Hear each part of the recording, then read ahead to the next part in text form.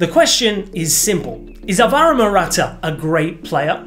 The answer, however, is far from straightforward. El Ariete boasts one of the most peculiar yet successful careers in football. Falling in a category similar to Lukaku's, it's hard to determine whether these players are as good as some fans and tabloids have made them to be over the years, or whether they're as bad as other fans and the media have claimed they are. These players have fallen victim to a lot of hatred throughout their careers, especially from the fans of their respective clubs. Morata has rarely connected with the fan bases he's played for. He felt some support at Juventus, but not much warmth elsewhere.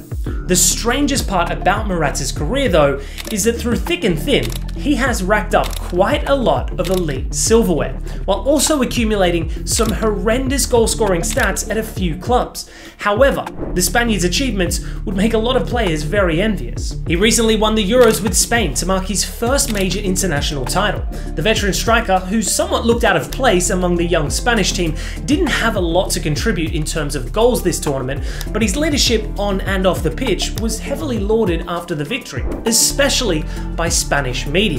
It gets even more nuanced here because Morata's father has been a somewhat prominent figure in the Spanish media for a long time.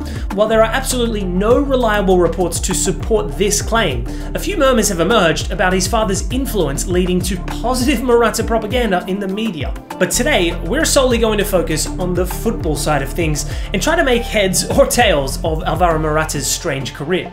Believe it or not, it starts with him switching clubs during his youth years in Spain.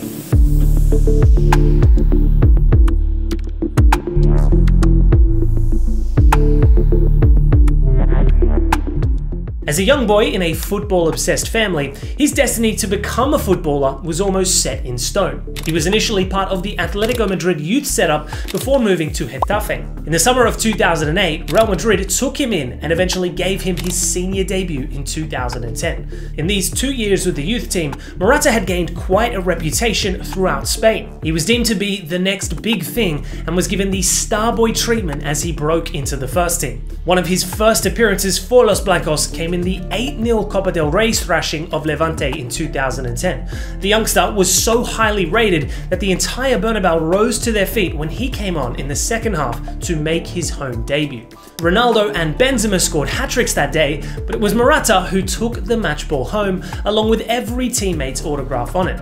But a promising start never really materialized into a consistent campaign, as the youngster struggled to find game time in that super team. In 2013-14, he made 34 appearances across all competitions while scoring 9 goals. While these don't appear to be groundbreaking numbers by any means, the context is important. Most of his appearances came from the bench with limited minutes. The 8 league goals that season came at a rate of a goal scored every 70 minutes. With Bale, Benzema and Ronaldo playing up top, the striker found it increasingly hard to get into the starting 11. He had a 40-minute cameo against Atletico Madrid in the Champions League final, ending up on the winning side without having much impact. These repetitive appearances from the bench and inconsistent performances led him to seek a move abroad. Even though his goal record wasn't too impressive due to limited minutes, the tag of a youngster on the rise was still very much intact. That's when Juventus came calling in the summer of 2014 and signed the centre forward for 20 million euros.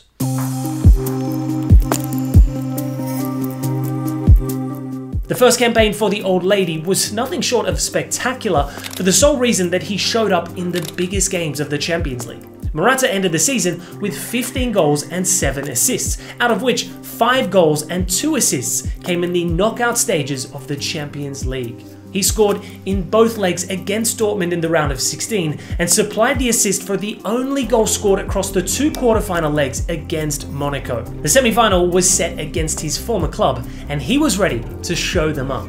The Spaniard opened the scoring in the first leg at home and the match ended 2-1 in favour of Juventus. The return leg saw a Ronaldo penalty in the first half make it even on aggregate, with Madrid set to advance to the finals on away goals. Morata stepped up in the second half and scored the winning goal to take Juventus through to the finals. The Spanish media had a field day writing articles about the one who got away. In the final against Barcelona, the old lady was down by a goal at half-time. Morata scored the equaliser in the second half to bring them back into the game. He would have become a hero at the club had they managed to convert that chance into a win. But the MSN combination proved too hefty and they eventually lost 3-1. But one thing was clear that day, in that Álvaro Morata was on his way to becoming a world-class striker if he wasn't already considered one. The second season at Juventus started with higher expectations and a few promising flashes of brilliance, like the winner against Manchester City in the Champions League group stages. He equaled Del Piero's record for scoring in 5 consecutive Champions League matches after his goal against Sevilla in the second group match. As you can imagine, he was getting compared to club legends and making headlines in Italy. Fans easily remember such attention-grabbing headlines, but rarely take notice when the same player starts misfiring, because that's not really worth covering in the media. It's also important to note that these were times before players were scrutinised for every single thing they did on social media platforms. So when Morata came on against Milan in the Coppa Italia final and ended up scoring the only goal in extra time, he was the hero who was written about by the papers. But his inconsistency in the league, resulting in just 7 goals, wasn't a point of public concern because Juventus had still comfortably won the Serie A. But the 2 seasons in Italy had seasoned the shy youngster into a fierce, battle-hardened striker.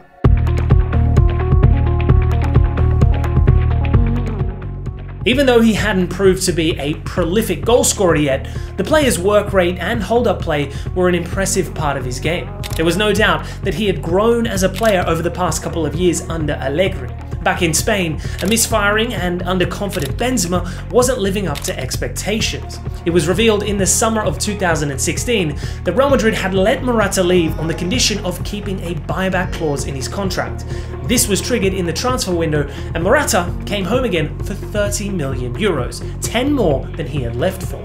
Self-admittedly, he mentioned later that he had come as a boy to Italy and left as a man. He didn't even want to leave Turin, but the contract obligations forced him to return home. When he returned to familiar surroundings, his worst fears turned out to be true. Everyone at the club still treated him as the little boy he was earlier. It was like he had never left and he didn't like it. He played second fiddle to Benzema for the majority of that season, but still managed to score 15 league goals. It came at a staggering rate of a goal every 90 minutes.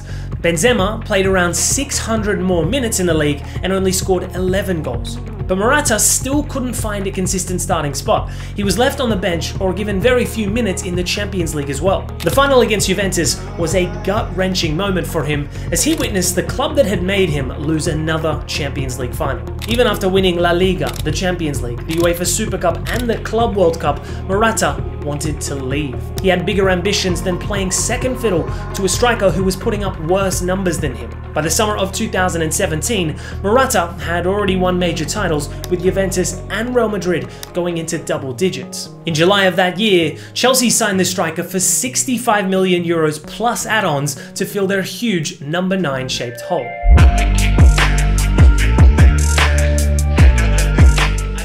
It was the perfect opportunity for him to start fresh on the back of a packed CV and loads of experience on the big stage. Chelsea was supposed to be a good fit for him, but the London club's woes with strikers were far from over. The first 15 minutes of his Blues career weren't the greatest as he came on against Arsenal in the Community Shield only to miss his penalty in the shootout. He received a solid chunk of hatred for this from the fans, and he knew then what to expect in England. The Premier League campaign started well, with 6 goals for the striker in the opening 6 matches, including a hat-trick against Stoke. By December 2017, the Chelsea fans were already chanting his name. However, the early promise and high expectations slowly faltered as the busy schedule around December began. Before this stint, Morata was heavily rotated at Juventus and Madrid, and he wasn't used to facing the packed December schedule. Injuries and inconsistencies followed the latter half of the season, and he ended the campaign with 15 goals across all competitions. It wasn't just the injuries that were getting to him, but rather the pressure that came with being the first choice number 9 for Chelsea. Conte and Sarri both had similar things to say about Morata. He needed to toughen up mentally. He had to be more aggressive and less fragile if he were to survive in England. Conte asked him to play with his back to goal more often, which Morata later claimed was the opposite of his style of play. Meanwhile, Sarri's system suited him much better, but he couldn't fire off under him either. The relentless English media and the storm of hatred on social media platforms further killed his confidence.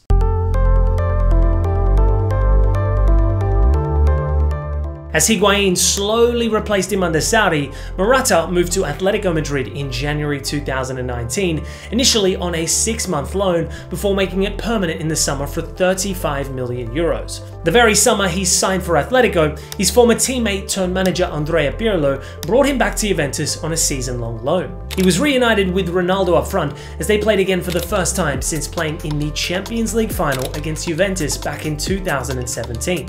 He got his big game confidence back as he scored a goal in the Supercoppa Italia final against Napoli in just a 7-minute cameo off the bench. The first season back ended with 10 assists in the league alongside 11 goals for the Spaniard. The second season saw a declining Juventus and a misfiring Morata.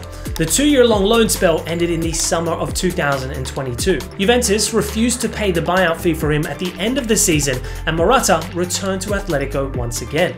The following 2 seasons in Spain saw some consistency in his goal output, but that's all he was anymore, an above-average striker. The highlight of his national team career came in the summer of 2024. He was too young to be part of the Spanish team from 2008 to 2012, which meant he hadn't won a trophy for his country.